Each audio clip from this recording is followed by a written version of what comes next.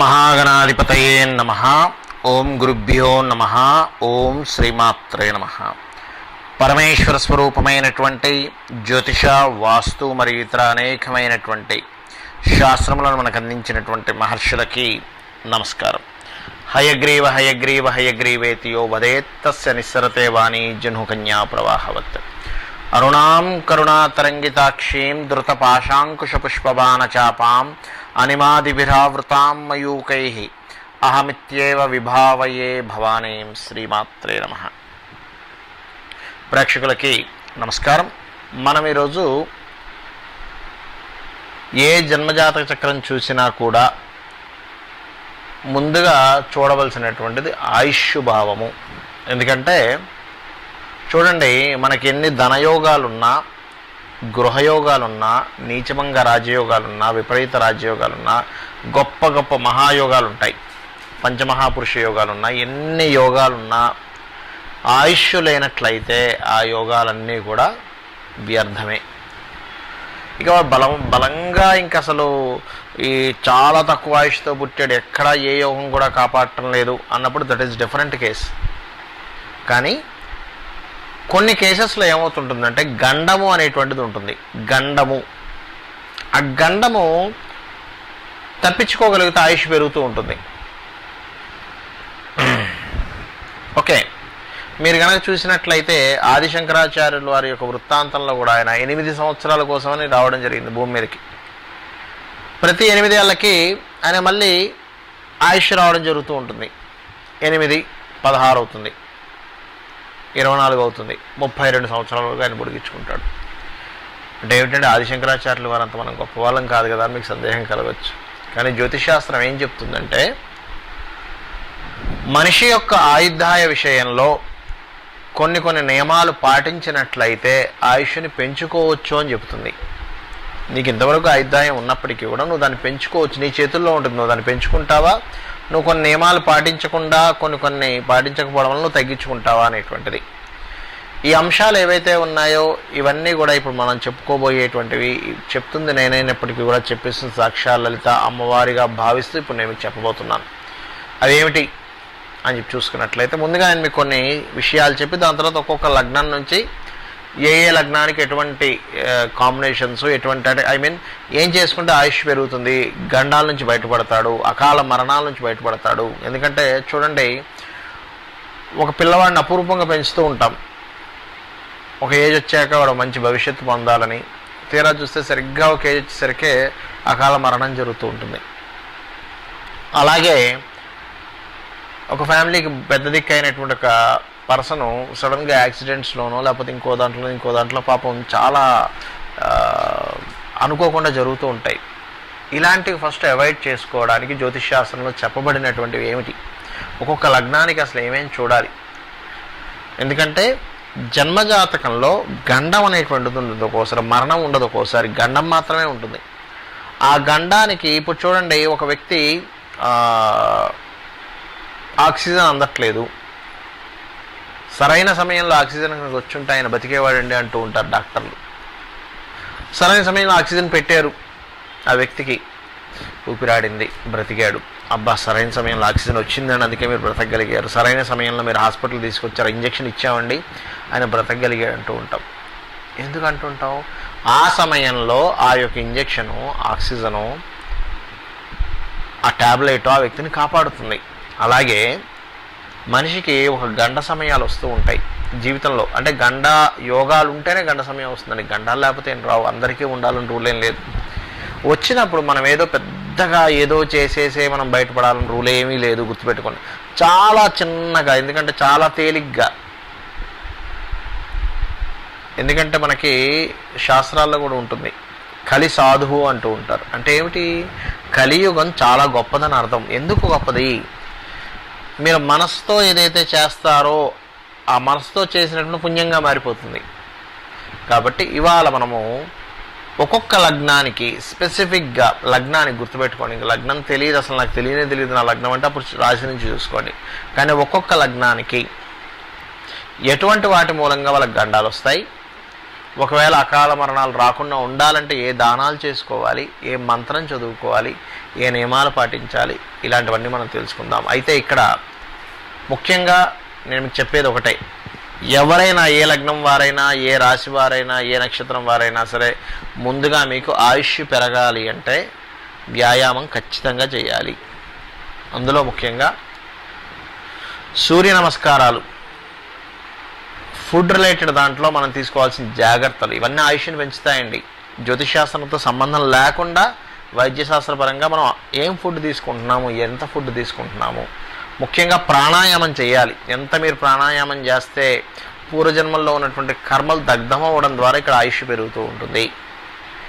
అలాగే ఖచ్చితంగా మీరు గమనించండి, ఆరోగ్యంగా ఉన్న వాళ్ళని మనం గనక చూసినట్లయితే యోగాసనాలు వేసిన వాళ్ళందరూ ఆరోగ్యంగా ఉంటారు. కాబట్టి యోగాసనాలు, ఫుడ్, ముఖ్యంగా సూర్యరశ్మి మనకు తగలాలి. సూర్యరశ్మి తగలకుండా మనం ఇళ్లలోనే ఉండిపోతున్నాం, కారులోనే తిరుగుతున్నాం, అసలు బయట అసలు తగలట్లేదు. ఈ రకంగా మినిమం జాగ్రత్తలు శాస్త్రంలో చెప్పేవి నేను చెప్తాను, కానీ ఇవి ఖచ్చితంగా పాటించండి. ఇక్కడ నుంచి మనం ఒక్కొక్క లగ్నం వారికి ఏమిటనేటువంటిది మనం మొదలు పెడదాం. ధనుర్లగ్నం వారికి అనవసరమైనటువంటి ఆకస్మిక మరణాల నుంచి, అనారోగ్యాల నుంచి బాధపడుతూ వాటి నుంచి బయటపడడానికి మనం ఎటువంటి ప్రక్రియ పాటించాలో చెప్తానండి మీకు ఇప్పుడు. సహజంగా ధనస్సు లగ్నానికి అష్టమ స్థానాధిపతి చంద్రుడు అవుతాడు, తృతీయ స్థానాధిపతి. ఎందుకంటే అష్టమ స్థానంలో ఆకస్మిక సంఘటనలు, ఆయుష్ ఉంది అని చెప్పి శాస్త్రం మనకు చెప్తుంది. తృతీయ స్థానంలో కూడా ఉంటుంది, ఎందుకంటే అష్టమాతష్టమం భావాద్భావం పరంగా మూడో స్థానం. ఆ మూడో స్థానానికి అధిపతి శని అవుతాడు. ఈ కారకులు ఎవరైతే ఉన్నారో ఎవరి జాతకంలో ఆ తృతీయ అష్టమాధిపతుల యొక్క స్థితి బాగున్నంతసేపు వాళ్ళకి నిందలు కానీ, ఆకస్మిక సంఘటనలు కానీ, ఇబ్బందులు కానీ చాలా తగ్గుతూ ఉంటాయి.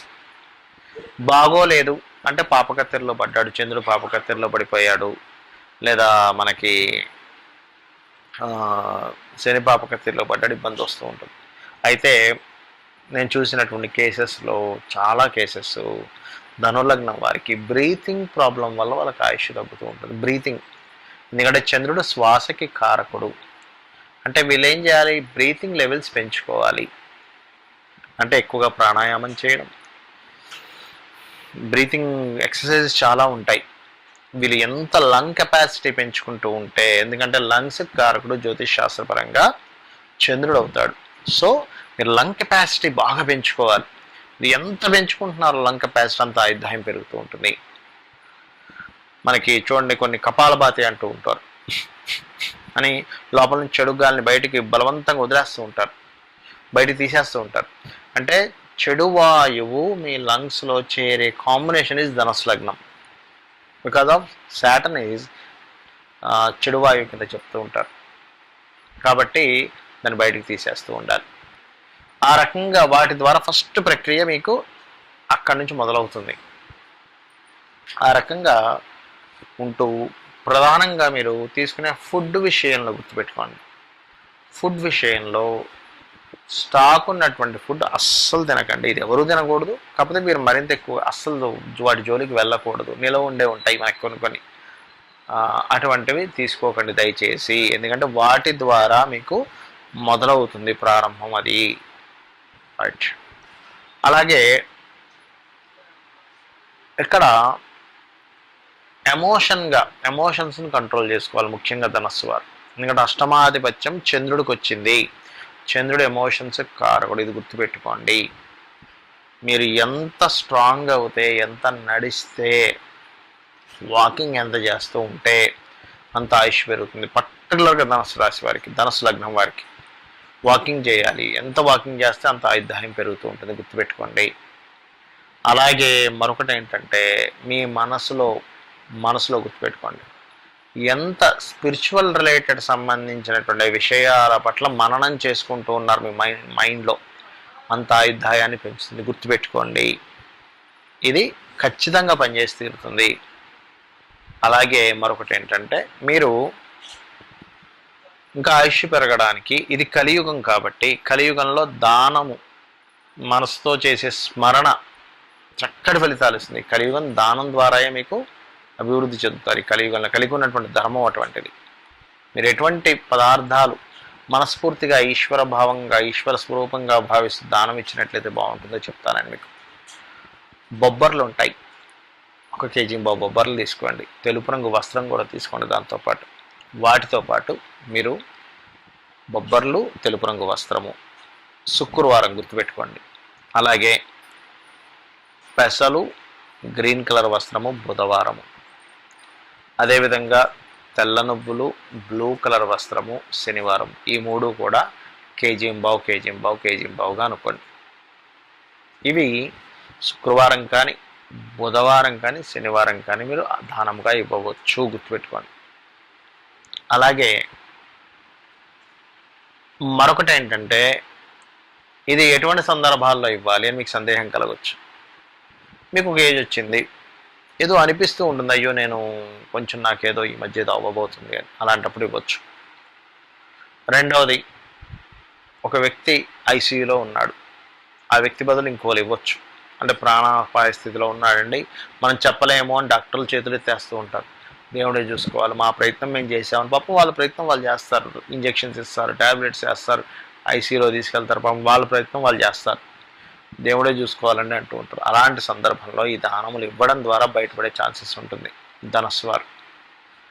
అలాగే మరొకటి ఏంటంటే, మీకుగా ఎవరైనా చెప్తూ ఉంటారు ఆయుష్ సంబంధించినటువంటివి. మనకు ఒక్కోసారి జాతచక్రాన్ని చూసి మీకు గండాలు ఉన్నాయండి, గండ సమయం నడుస్తుందండి, జాగ్రత్తగా ఉండండి చెప్తుంటారు. అలాంటి సందర్భంలో కూడా ఈ యొక్క దానాలను ఇవ్వవచ్చు, గుర్తుపెట్టుకోండి. అలాగే ఇంకోటి ఏంటంటే, మీరు ఎక్కువగా చలివేంద్రాలు మనకి చూడండి, ఈ ఎండాకాలంలోనది చలివేంద్రాలు పెడుతూ ఉంటారు. ఆ చలివేంద్రాలకు ఏదైనా స్పాన్సర్ చేయడం కానీ, ఒకవేళ మీరు స్పాన్సర్ చేయలేని స్థితిలో ఉన్నారు, అక్కడికి వెళ్ళి ఏదైనా సేవ చేయండి. ఏదో ఒకటి, ఆ కుండలు తీసుకొచ్చి పెట్టడానికి కానీ, లేకపోతే అది నిర్మించడానికి కానీ మీ వంతు సహాయం ఏదో ఒకటి చేయండి. ఫైనాన్షియల్గా మీరు అంత ఇవ్వలేను అనుకున్నప్పుడు, లేదు ఫైనాన్షియల్గా నాకు బాగానే ఉందండి, నేను దానికి స్పాన్సర్ చేయగలను, ఆ వాటర్ స్పాన్సర్ చేయగలను అంటే, ఎందుకంటే ఇవన్నీ కూడా చంద్ర సంబంధించినటువంటి ఎక్కువగా చేయాలి. మీరు గండాలు తగ్గాలి అంటే, ఆయుష్ పెరగాలి అంటే అవి చేయాలి. రెండవది ఇంకోటి ఏంటంటే, ఇక్కడ పర్టికులర్గా వీటితో పాటు పక్షులకి, పశువులకి ఉంటాయి కదా, ఇప్పుడు రోడ్డు మీద కుక్కలు అవి తిరుగుతూ ఉంటాయి, కొన్ని వీధి కుక్కలు ఉంటూ ఉంటాయి, వాటికి వాటర్ అంత తొందరగా దొరకదు ఎండాకాలంలో, వాటి గొంతు తడారిపోతూ ఉంటుంది, బాగా బాధపడుతూ ఉంటాయి. అలాంటి ప్రదేశాల్లో కొంచెం ఒక మూలకి ఎక్కడైనా సరే ఒక చిన్న మట్టి పాత్ర లాంటిది ఏర్పాటు చేసి అందులో కొంచెం నీళ్ళు వేసి ఉంచి, ఒక దీంతో తీసుకెళ్ళి నీళ్ళు వేసి ఉంచడం లాంటివి చేస్తుంటే ఏమవుతుంటుందంటే, అవి వచ్చి అక్కడ తాగడం వల్ల కానీ, లేకపోతే బిల్డింగ్ మీద ఏదైనా సరే చిన్న చిన్న బౌల్స్లో ఉన్నది వాటర్ పెడితే పక్షులు తాగడానికి కానీ, అది ఏం చేస్తుంటుందంటే, శాస్త్రంలో మనకేం చెప్తుందంటే, సర్వజీవులకి సేవ చేయడమే మాధవ సేవగా చెప్తుంది శాస్త్రం. అంటే ఏమిటి, మీరు రకరకాల జీవులకి ఈ రకంగా కనుక మీరు వాటర్ రిలేటెడ్గా కనుక తోడ్పడ్డారా, మీకు మీ జన్మజాతకంలో ఉన్నటువంటి కర్మలు తగ్గడం స్టార్ట్ అవుతాయి, దోషం తగ్గడం స్టార్ట్ అవుతుంటుంది, ఒక రక్షణ కవచంగా నిలబడుతుంది. ఎలా అంటే, ఒక గండం అనేటువంటిది ఒక బాణం లాంటిదో లేకపోతే ఏదో ఒక రాయి లాంటిదో అనుకోండి, ఒక వర్షం లాంటిదో అనుకోండి, కాసేపు గొడుగు వేసుకున్నారు, లేదా ఒక హెల్మెట్ పెట్టుకున్నారు, లేనట్లయితే ఏదైనా దాని కిందన ఉన్నారు, ఒక దాని కిందని, ఒక రూఫ్ కిందని, అప్పుడు అది మన మీద పడదు, అది రక్షణగా కాపాడుతుంది. ఎలా కాపాడుతుందో, ఈ పుణ్యం ఏదైతే ఉంటుందో మీరు చేసినటువంటి మంచి పనులు, ఇందులో పర్టికులర్గా అన్నిటికీ కాదు, ఇలాంటివి పర్టికులర్గా చేయాలి. ఎందుకంటే స్పెసిఫిక్గా ఒక్కొక్క లగ్నానికి, ఒక్కొక్క రాశికి, ఒక్కొక్క కాంబినేషన్ ఒక్కో రిజల్ట్ ఇస్తుంది. ఎందుకంటే అందరికీ అన్నీ పనిచేయవు, గుర్తుపెట్టుకోండి. టీటీ ఇంజెక్షన్ అందరికీ పనిచేయదు, అన్ని కూరగాయలు అందరికీ పనిచేయవు, ఒక్కొక్కరికి ఒకటి తింటుంటే పడదు, ఒక్కొక్కరికి ఒకటి తింటే ఆనందంగా ఉంటుంది. అలాగే రక్తం అంతా ఎర్రగానే ఉంటుంది, కానీ ఒక్కొక్క గ్రూప్ రకరకాల గ్రూప్స్ ఉంటాయి అందులో కదా.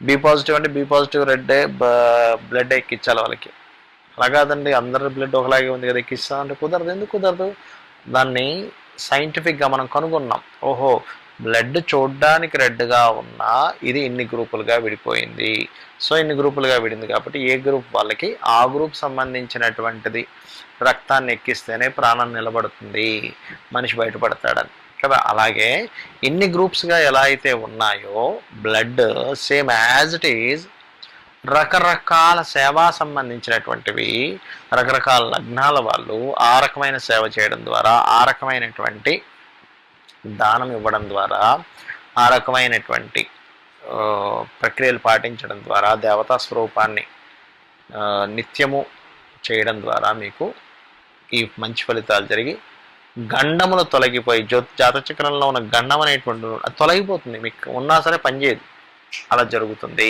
శ్రీమాత్రే నమః. మనము ఒక్కొక్క లగ్నానికి ఆయుష్ని పెంచుకోవడానికి, గండం నుంచి బయటపడడానికి ఏం చేయాలి అనే విషయం నేను మీకు చెప్తాను. పాయింట్ నెంబర్ 1 గుర్తుపెట్టుకోండి. ప్రతి ఒక్కరూ కూడా ముందుగా మీరు చేయవలసినటువంటిది అసలు మీ లగ్నం ఏంటో తెలుసుకోవాలి. ఎందుకంటే లగ్నం నుంచి యోగాలను ఏర్పడతాయి. ఇందులో మనం ఈరోజు మనం మేషలగ్నం గురించి చెప్తున్నాం. మేషలగ్నం వారికి సర్వసాధారణంగా మీరు కనుక గమనించినట్లయితే, మీరు మేషలగ్నం వల్ల ఒక 5,000 జాతకాలు కనుక తీసుకున్నట్లయితే ఆకస్మికంగా జరుగుతుంటాయి వాళ్ళకి. యాక్సిడెంట్స్ రూపంలోనో, లేకపోతే ఏదో కరెంట్ షాక్ వచ్చిందనో, ఇట్లాంటివి పాపం జరుగుతూ ఉంటాయి. మరి వారు దాని నుంచి ఎలా తప్పించుకోవాలో చెప్తాను నేను మీకు. ఫస్ట్ మీ జన్మజాతకంలో, ఎందుకంటే మన కాన్సెప్ట్ అంతా కూడా చాలా సూక్ష్మంలో, మనం సూక్ష్మంలో మోక్షంలాగా చాలా చిన్న దాంట్లో మనం బయటపడగలము ఆ భగవత్ అనుగ్రహంతో, అమ్మవారి అనుగ్రహంతో అని చెప్పుకోబోతున్నాం. మీ జన్మజాతకంలో కనుక కుజుడు స్పాయిల్ అయ్యాడు, ఎందుకంటే 1-8 అధిపతి కుజుడు అవుతాడు.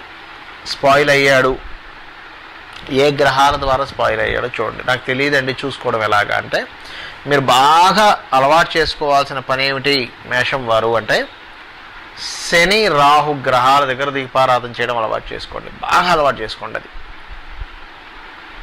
మీరు ఎంత అలవాటు చేసుకుంటే మీకు అంత ఆయుర్దాయం పెరుగుతుంది. ప్లస్ నేను మీకు ఆల్రెడీ ముందే చెప్పాను, యోగాసనాలు చేసుకోవాలి, ఇవన్నీ కూడా ఆయుర్దాయాన్ని పెంచుతాయని. శని రాహు గ్రహాలకు సంబంధించిన దానములు అంటే ఏమేమి ఇవ్వాలండి? రాహువుకి సంబంధించినటువంటి మినుములు ఇవ్వండి, తెల్ల నువ్వులు, బ్లూ కలర్ క్లాత్, మినుములు, సిమెంట్ కలర్ వస్త్రము శనివారం పూట దానం ఇస్తూ ఉండండి. ఇక్కడ ఏంటంటే ఇది కేవలం ఆయుష్ని పెంచడమే కాకుండా అంతర్గతంగా మనకు తెలియకుండా కొన్ని రోగాలు ఉంటాయి. చాలా మటుకు ఏమవుద్దంటే లోపల ఉన్నటువంటి ఆర్గన్స్ ఏవైతే ఉంటాయో పాడవుతూ ఉంటాయి. పాడవగా మనిషి అనారోగ్య బారిన పడి అలా చనిపోతూ ఉంటాడు. ఇవి కూడా బాగుపడడానికి ఉపయోగపడుతుంది. ఈ 2 గ్రహాలకి దానం ఇవ్వండి. ఖచ్చితంగా ఏమవుతుందంటే మీకున్న గండాలు తొలగుతాయి. రైట్. ఇక మరొకటి ఏంటంటే, ఎక్కువగా ఆరాధించాల్సినటువంటి దేవతా స్వరూపం ఏమిటి ఆయుష్ పెరగడానికి చూసుకున్నట్లయితే, ఇక్కడ మీరు చంద్ర ఆరాధన, దత్తుని యొక్క ఆరాధన, డైరెక్ట్గా చంద్రుడిని ఆరాధిస్తూ ఉండాలి. ఇంకోటి ఏంటంటే, ఇక్కడ గమనించినట్లయితే ఈ యొక్క రాశివారు ప్రత్యేకంగా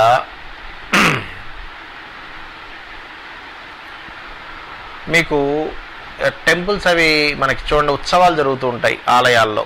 ఉత్సవములు జరుగుతున్నప్పుడు అక్కడ మీరు దైవ సంబంధించినటువంటి కార్యక్రమాల్లో, భగవత్ సంబంధించిన కార్యక్రమాల్లో ఎక్కువగా పాల్గొంటూ, మీకు వీలైనట్లయితే అటువంటి ఉత్సవాలలో అరటి పళ్ళని పంచిపెట్టండి.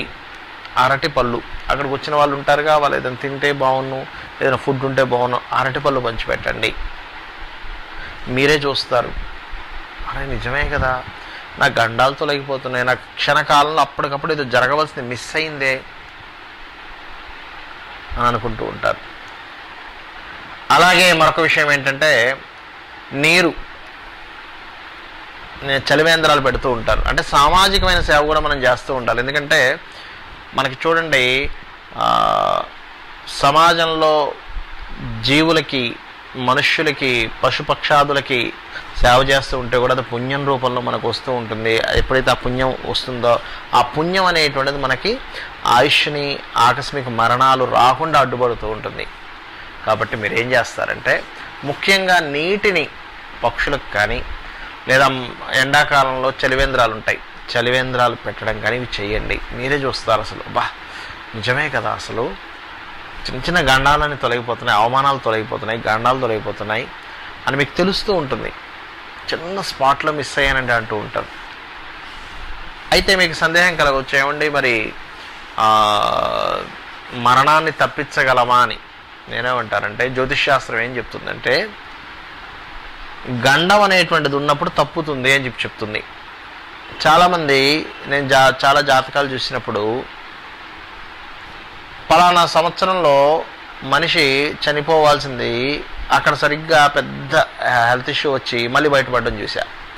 ఆ హెల్త్ ఇష్యూ వచ్చినప్పుడు ఏం చేశారమ్మా అడిగితే, హెల్త్ ఇష్యూ వచ్చి మంచం మీద పడిపోయాడండి మనిషి, హాస్పిటల్లో ఐసీయూలోకి వెళ్ళిపోయారు. ఆ సమయంలో మాకు తెలిసినటువంటి పురోహితులను అడిగితే పలానా గ్రహజపం చేయించుకోండి, పలానా చేయండి అన్నారు, బయటపడ్డారు మళ్ళీ అంటూ ఉంటారు. మీరు చూడండి, ప్రతి ఒక్కరి లైఫ్లో జరుగుతూ ఉంటుంది.